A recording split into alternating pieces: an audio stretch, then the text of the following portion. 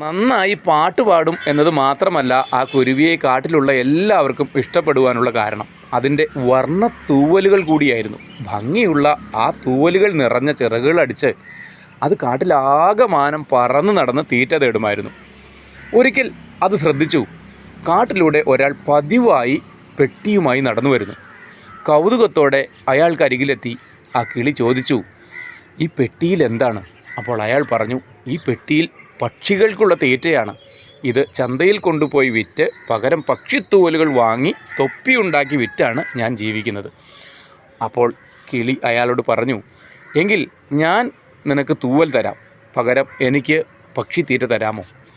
അയാൾ സമ്മതിച്ചു. അങ്ങനെ ഒരു തൂവൽ അയാൾക്ക് കൊടുത്ത് പക്ഷി പകരം തീറ്റ വാങ്ങി തിന്ന് രസിക്കുകയും ചെയ്തു. പിറ്റേ ദിവസവും ഇത് തന്നെ ആവർത്തിച്ചു. അങ്ങനെ പതിവായി മാറിയപ്പോൾ പക്ഷിയുടെ ചിറകിലെ വർണ്ണത്തൂവലുകളെല്ലാം തീർന്നു.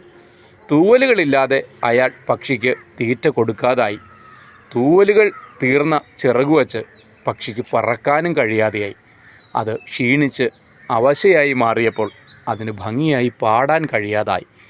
എല്ലാവർക്കും അതിനോടുള്ള ഇഷ്ടം നഷ്ടപ്പെടുവാനും തുടങ്ങി. ഇവിടെ നിന്ന് നമുക്ക് മനസ്സിലാക്കുവാനുള്ള പാഠം, കുറുക്കുവഴികൾ പലപ്പോഴും നമ്മളെ ആപത്തിലേക്ക് എത്തിക്കും. നന്ദി.